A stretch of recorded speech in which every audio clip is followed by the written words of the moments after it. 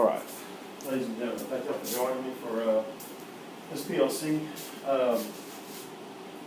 As you know, last week we got our SPS scores back from the state for our whole school. It includes both elementary, middle school, or all three, middle school, elementary, and high school scores.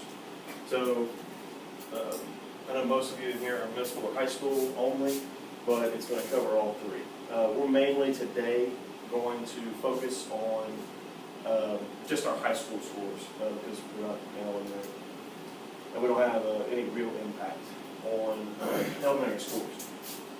So that's the purpose of the meeting. Let's start out. 2 years ago, we scored a 93.8 and for high school. Last year, we scored 88.3, which is a B, puts us as a B school. This current year's score is 79C, which is, it's a drop. We've been steadily dropping over the last 3 years. It's significant. It's a significant drop not only because, number one, we don't want to go down, but number two, we're dropping letter grades, and this goes out to the entire state. So anybody in the public wants to, needs to know what type of school they're sending their kids to. And currently we're at a C school. So the community who puts money, time, energy, and not only into their kids, but also into the school, have a right to ask, what's going on? You know, why are we steadily dropping in the last 3 years from an A school to a B school last year to a C school now? Okay, and they're valid questions. They really are valid questions. But before we get into that, we're going to look at Cameron Parish as a whole. Cameron Parish as a whole is an A parish. Okay, on the average, we're an A parish. It's a little bit over 100. I think it's a 100.3. An A school is constituted by a score of 99.5 to 120. Grand Lake is an A school at 105. South Cameron is a B school at, I'll say 92.4. Johnson Bayou was a 90.1. So they're B schools, and us at Hackberry are a C school. Last year these two were transposed. Last year Johnson Bayou was a C school, now they're a B school. All right. The main question in everybody's mind when these scores come out is, why have our scores dropped? All right, what's going on within the school to make our scores drop? And these are the three of the questions. Do we have the worst administration in the school system in Cameron Parish? I would say no. Do we have the worst faculty and staff? I think all of us would agree no. Do we have the worst students? I would say no. Then why do we have the lowest SPS scores in the parish? If we don't have the worst of any of these categories, in our own opinion, why do we have the worst scores? Okay. Yes. Well, we made some changes last year. Who took the EOC test? Yes. Freshmen took. Pardon the interruption, the 4-H meeting is over, 4-H members should be back in class. Yes. So we realized that was not a good move. And Right. Moving from, what was it, sophomore levels down to freshmen. Yeah. That was a gamble we took. Yeah. That played a big part into it. And this year, And in they were current low years, performing freshmen anyway from their 8th grade year, and then they had to take 2 EOC. right, and looking and tracking their data throughout their career, they've been traditionally a low scoring class. That didn't help. That didn't help at all. But one of the main reasons, the EOC is probably the number one reason why our score is low. But if we break down our own score, our ACT scores was a 91.8 this year, which is excellent. Our EOC scores, which you're just talking about, is 57. Okay? And then our graduation rate was 88.9 and 97.2. What pops out at you? If you just do simple math, what pops out at you? Does that math add up? If you add up all 4 of those and you divide by 4, you don't get the score we got. You don't get a 79. You actually get a 89.3. Okay, so our actual score is an 89.3. If you remember back, our last year's score was 88.3. So there's a discrepancy somewhere. These 2 scores were not calculated into our SPS score. These 2 were left off because we only graduated 9. And the state only recognizes 10 or more graduates. So these 2 were completely left off. All right, that is a big deal. That impacts our score greatly. Not only does it impact the score, but it makes us look bad. It makes us look bad as a faculty and staff. It makes our students look bad. It makes the parish look bad. It makes everybody here look bad. All right. Them leaving this off is a big deal. Our current principal, our current administration, Ms. Dunham, has an appeal that was put into the Bessie Board to include these scores. Okay? With these scores included, we're at an 89.3, which is a B score. Okay? It would not only help our overall Cameron Parish average, but also our average over the lifetime, and it shows that we've actually grown from last year, not digressed.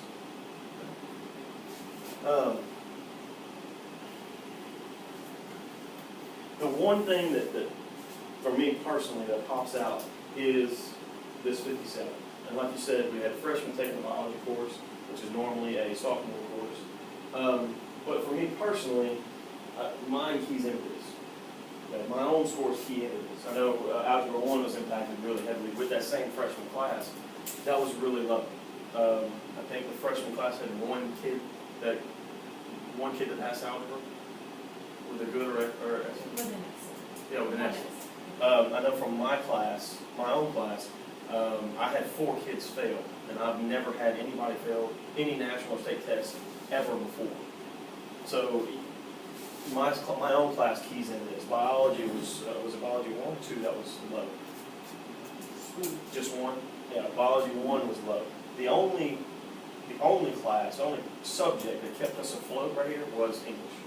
And English throughout all the scores from elementary, middle school, and high school, English is the highest one. You know. So my own scores key into this. And so all of us together in high school, number 1, we have to maintain this score. This is a really good score throughout our district.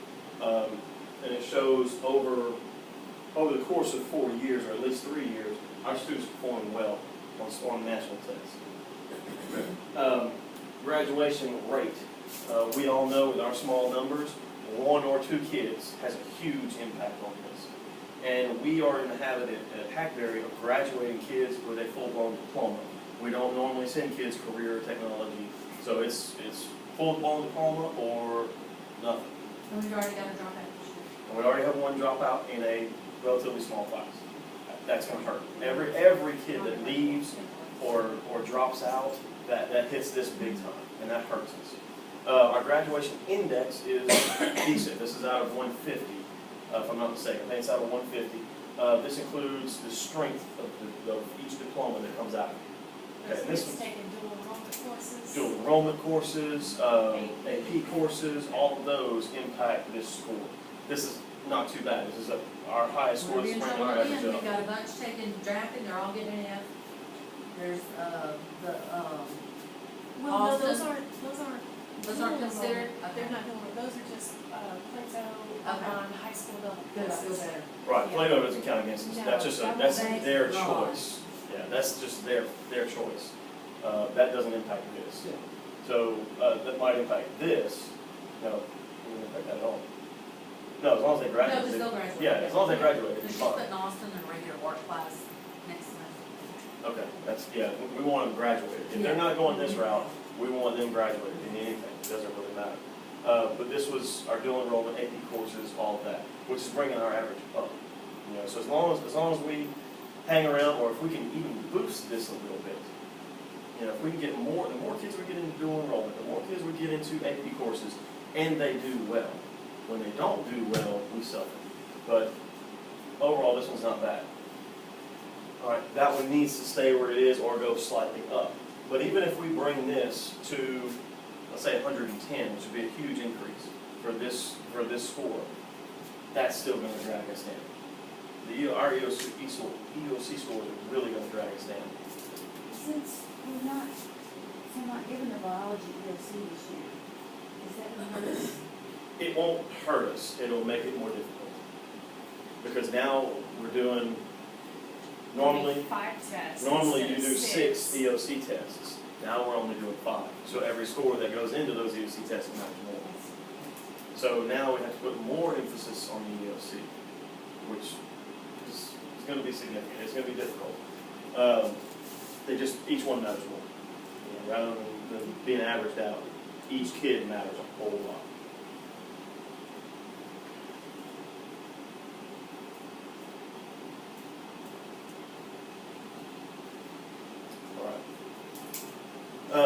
I've already kind of went through this slide. Like I said, our current SBS scores are under appeal with the Bessie Board. If the Bessie Board does not approve our appeal, it stays at 79. The only caveat of it that if it does get approved, we have to count our scores for our graduating class for the next 5 years, no matter what happens. It doesn't matter if we have a three kid graduating class, their scores matter. Okay, so if one of those drops out, well, guess what? Now we have a 67 instead of that 88, 89 average. And they count, they have to. So that's the one drawback. But our numbers here, even though they're low, we usually have a strong number of graduating seniors. It's normally not a problem. 1, maybe 2 at most don't graduate. We want to get 100% no matter what, but it's not always possible. We know things that happen in the community that don't allow that to happen. All right, the good news. Like I said, our current score is under appeal. The waiver for graduation scores is approved. We go up to 89.3, which is an increase. Like I said, and an improvement of 1 full point on last year's scores. Now,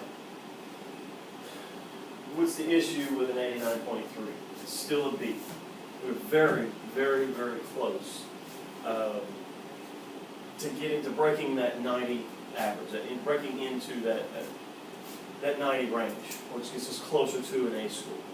Okay, with the students that we have, in my experience with other schools and other districts, we have some of the smartest classes here of anybody else, whether it's an urban school, another small rural area school that I've taught at. On the average, we have smarter kids than they do at those schools.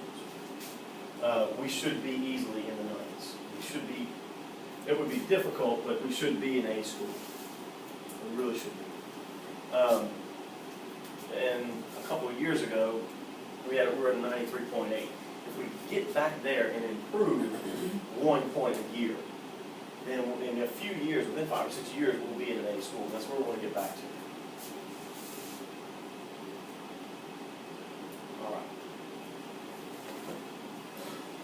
I'm kind of jumping ahead of myself every plot I go.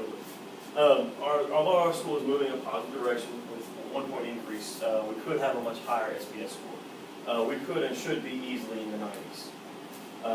Like I said, our EOC scores just demolished our school. Even if we get the waiver, it's still not going to be as high as it could be.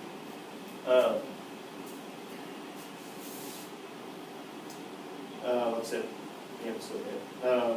EOC scores dragging us down. We need to keep the ACT scores as they are, push dual enrollment classes, and focus on getting EOC scores up. What does that mean? I think our administration has done a very good job in leading us in the right direction as far as EOC scores go. I had no idea before I came here that a fair didn't count against you. I was under the impression that a needs improvement counted against you, and everything else scored you points. So for 2 years, my class has been dragging us down because I had 3 or 4 fairs in each class, which isn't a failure, but it doesn't count for your score either. And then when this last class that came through, I had 4 that needs improvement. And those are absolute zeros. A fair gets you to 0, but where we need to be across the board is at a good or an excellent.